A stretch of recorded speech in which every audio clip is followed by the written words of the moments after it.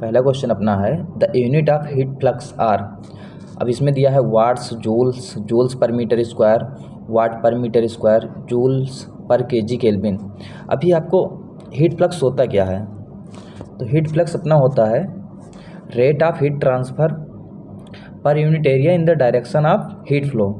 ठीक है, तो अभी हीट फ्लक्स को हम क्या लिखते हैं, जो अपना हीट फ्लक्स होता है वो इस्तेमाल क्यों होता है, rate of heat transfer into per unit area. अभी रेट ऑफ हीट ट्रांसफ़र की यूनिट अपनी क्या होती है, वाट, और एरिया की यूनिट मीटर स्क्वायर। तो अपना देखिए, अपना ये वाला ऑप्शन सही है, वाट पर मीटर स्क्वायर, ये हो गई अपनी हीट फ्लक्स की यूनिट। और बाकी बात करते हैं, ऊपर जो दिया है, जो ऊपर वाट दिया है, ये रेट ऑफ हीट फ्लो की यूनिट हो गई, मीन्स क्यू की, रेट ऑफ हीट फ्लो की। जूल यूनिट हो गई एनर्जी की, और जूल पर केजी डिग्री केल्विन क्या हो गया, ये अपना स्पेसिफिक हीट की यूनिट हो गई, स्पेसिफिक हीट। अभी मैं आराम से इसको लिख दे रहा हूँ, तो होप है आपको ये समझ में आया। इसके सामने मैं लिख दे रहा हूँ कौन किसकी यूनिट है।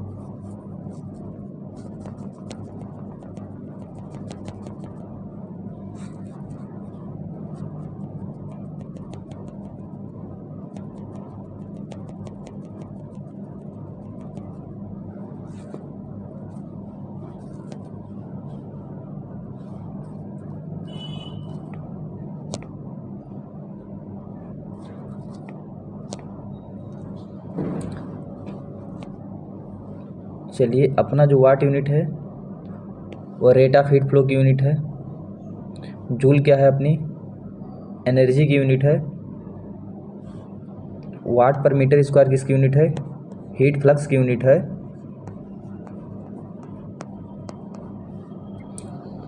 जूल पर केजी केल्विन स्पेसिफिक हीट की यूनिट है।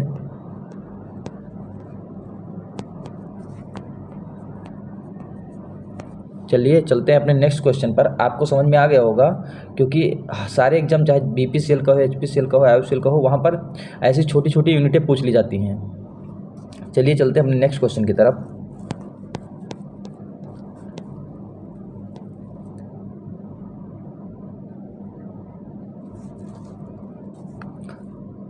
अपना नेक्स्ट क्वेश्चन है the unit of thermal conductivity are. अभी इसमें पूछ लिया गया है थर्मल कंडक्टिविटी की यूनिट क्या है। तो सबसे पहले पता होना चाहिए थर्मल कंडक्टिविटी क्या होती है। देखिए, थर्मल कंडक्टिविटी को हम डिनोट करते हैं K से। चलिए,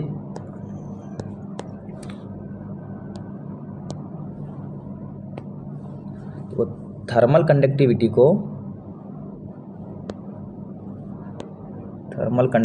को हम डिनोट करते हैं K से। अब K क्या होता है, कि हमारा एक मटेरियल प्रॉपर्टी है। क्या है, मटेरियल प्रॉपर्टी है, मीन्स जो अपना K है वो मटेरियल टू मटेरियल वेरी करता है। डायमंड के लिए K की वैल्यू कुछ और होती है, सिल्वर के लिए कुछ और होती है, एलॉय के लिए कुछ और होती है, लिक्विड के लिए K की वैल्यू और होती है, गैसेस के लिए K की वैल्यू और होती है। तो K हमको क्या बताता है, चलिए, जो अपना थर्मल कंडक्टिविटी है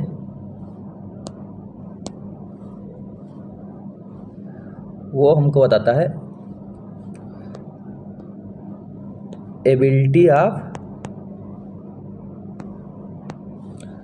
of a substance to conduct heat. ये हमको क्या बताता है, थर्मल कंडक्टिविटी बताता है कि कोई भी मटेरियल कितना हीट अपने उससे पास करेगा। ठीक है, तो चलिए अभी यूनिट देख लेते हैं थर्मल कंडक्टिविटी की। ऊपर यूनिट पूछी गई है, होप है आपको थर्मल कंडक्टिविटी समझ में आया होगा। चलते हैं ऊपर यूनिट देख लेते हैं।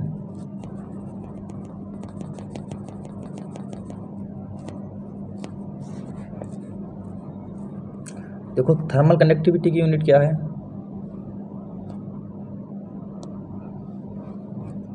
देखिए आपको यूनिट फाइंड आउट करके बताते हैं क्या है।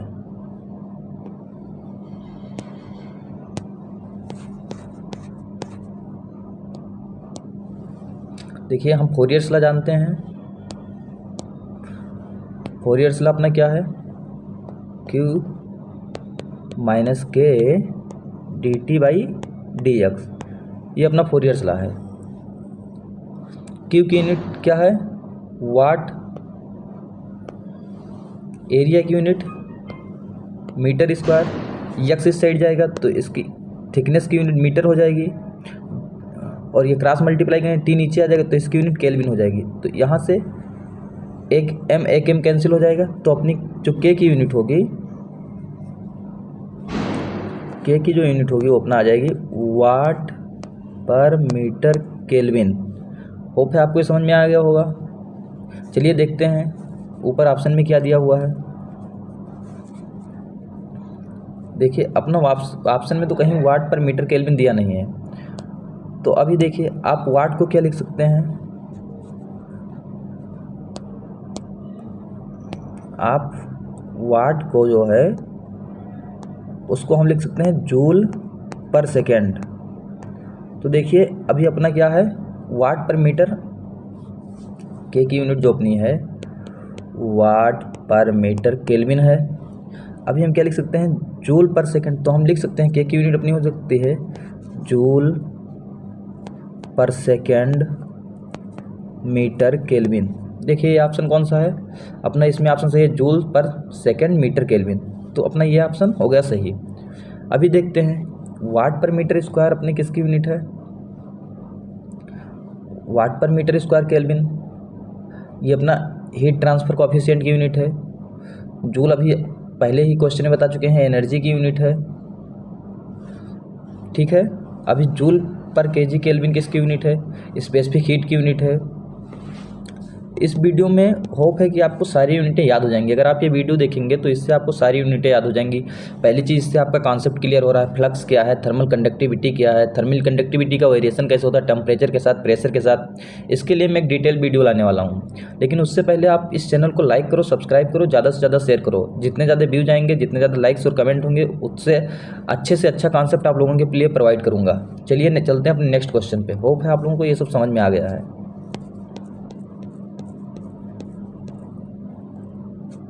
देखो अपना अगला क्वेश्चन है, the heat transfer coefficient is defined by the relationship. अब देखो हीट ट्रांसफर कोएफिशिएंट में रिलेशन पूछ लिया। अभी हीट ट्रांसफर कोएफिशिएंट अपना किस में आता है, कन्वेक्शन में आता है हीट ट्रांसफर कोएफिशिएंट। तो हीट ट्रांसफर के लिए, कन्वेक्शन के लिए अपना लॉ क्या है, उसमें अपना लॉ है Newton's law of cooling.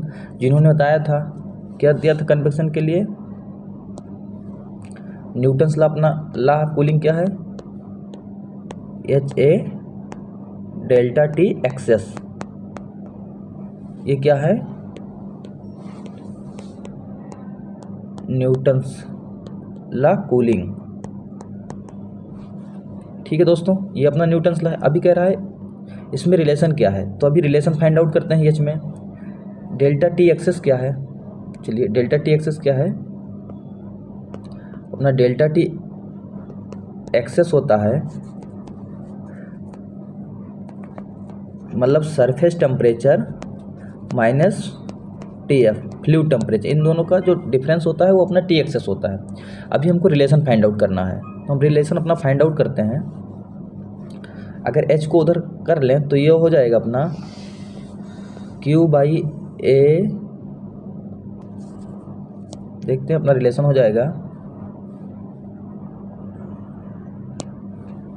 Newton law से Q by HA delta T.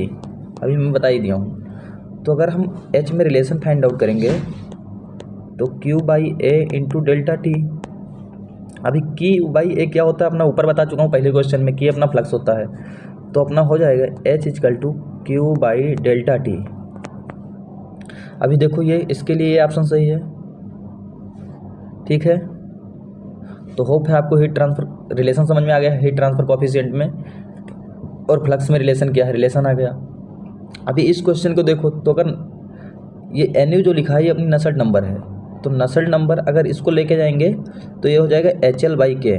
तो चलो इससे आपको एक डायमेंशनलेस नंबर भी मिल गई। नसेल्ट नंबर क्या होता है, कन्वेक्टिव हीट ट्रांसफर अपन कंडक्टिव हीट ट्रांसफर, तो HL बाई K अपना नसेल्ट नंबर होता है।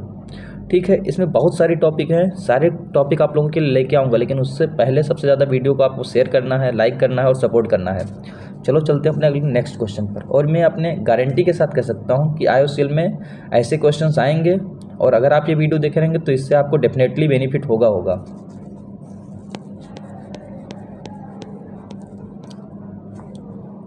अभी अपना क्वेश्चन क्या कह रहा है, which of these material has the lowest thermal conductivity.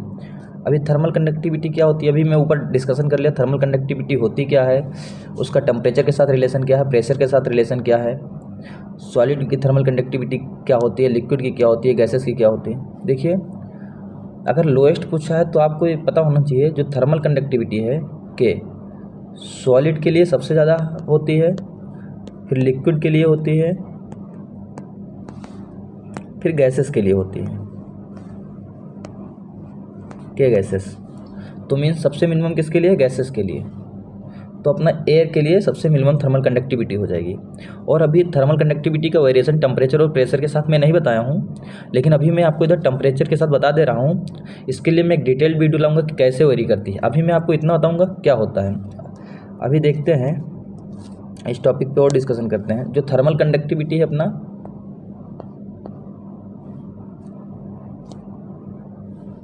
ठीक है, अगर हम टेम्परेचर बढ़ा रहे हैं,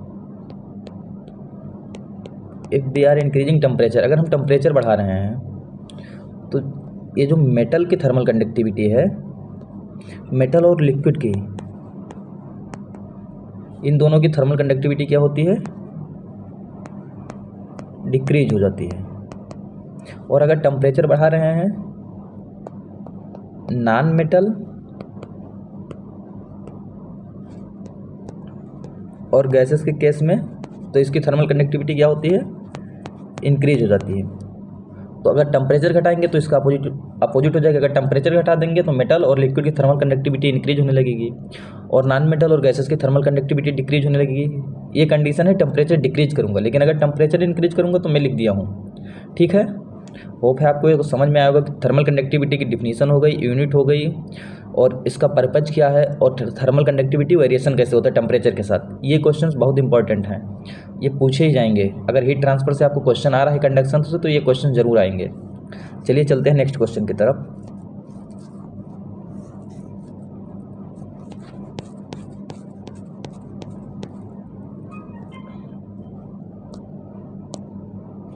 अभी क्या आ गया, the thermal diffusivity alpha is defined as.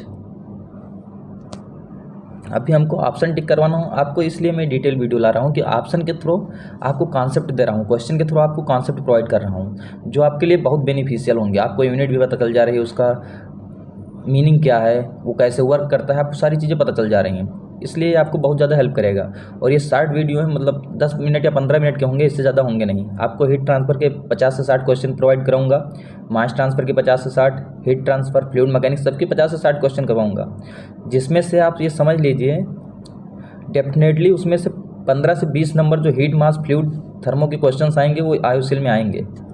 चलिए आपको बताते हैं थर्मल डिफ्यूजिविटी क्या होती है। देखो, थर्मल डिफ्यूजिविटी को अल्फा से लिखते हैं, इसको हम डिनोट करते हैं K/ρCp, ठीक है। अभी स्पेसिफिक हीट की आपको यूनिट बता ही दिया था, थर्मल कंडक्टिविटी की यूनिट हो गई है, अभी ये डिफ्यूजिविटी की यूनिट भी बता दिया था शायद, अगर नहीं बताया होगा तो अभी देखता हूँ, अगर ऊपर कुछ था तो बता दूंगा। इसकी यूनिट होती है मीटर/सेकेंड।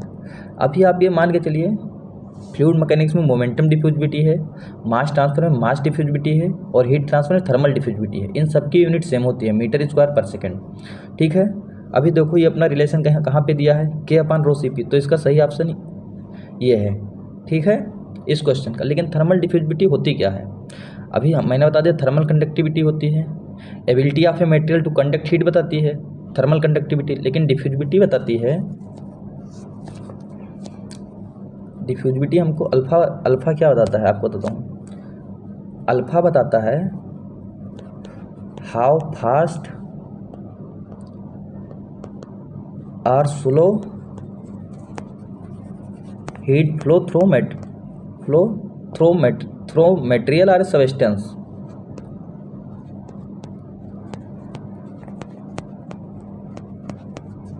क्योंकि ये हमको रेट बताता है किस रेट से किसी भी मटेरियल से अपने हीट ट्रांसफ़र हो रही है। ये हमको क्या बताता है, थर्मल डिफ्यूजिविटी। थर्मल डिफ्यूजिविटी की आपको यूनिट बता दिया, मीटर स्क्वायर पर सेकेंड। थर्मल डिफ्यूजिविटी का फार्मूला क्या होता है, K upon rho C P, alpha equal to K upon rho C P. आपका जितना थर्मल कंडक्टिविटी हाई रहेगा, थर्मल डिफ्यूजिविटी उतना हाई रहेगा। ठीक है, चलते हैं अपने अगले क्वेश्चन की तरफ। अगला क्वेश्चन क्या है,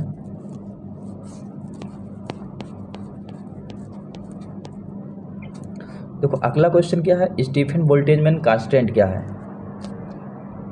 देखो स्टीफन बोल्टेजमैन लॉ क्या होता है, स्टीफन बोल्टेजमैन लॉ जो है ये रेडिएशन के लिए यूज किया जाता है। इन्होंने बताया था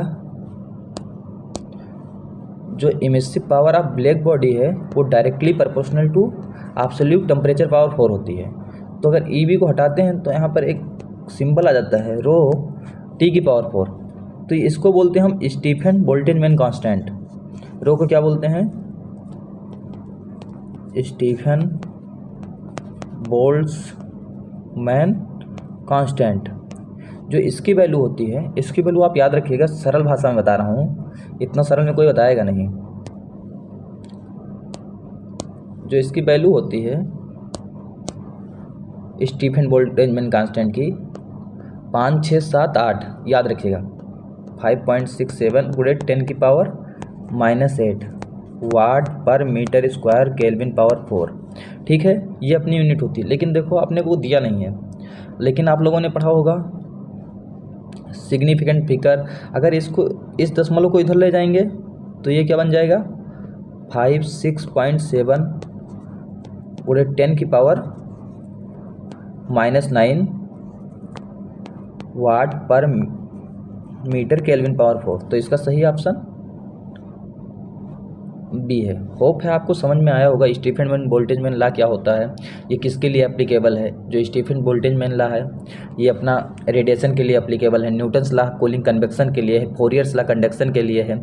इस टॉपिक में मैंने थर्मल कंडक्टिविटी की बात कर ली, थर्मल डिफ्यूजिविटी की बात कर ली, थर्मल कंडक्टिविटी के वेरिएशन की बात कर ली। होप है आपको ये समझ में आया होगा। इस वीडियो को ज़्यादा से ज़्यादा शेयर करो, ज़्यादा से ज़्यादा लाइक करो। ठीक है, और आप लोगों को जिस भी टॉपिक पे कोई कन्फ्यूजन है उसको कमेंट बॉक्स में लिखो, उस टॉपिक पर वीडियो प्रोवाइड की जाएगी आपको बेस्ट से best. Okay, thank you for watching.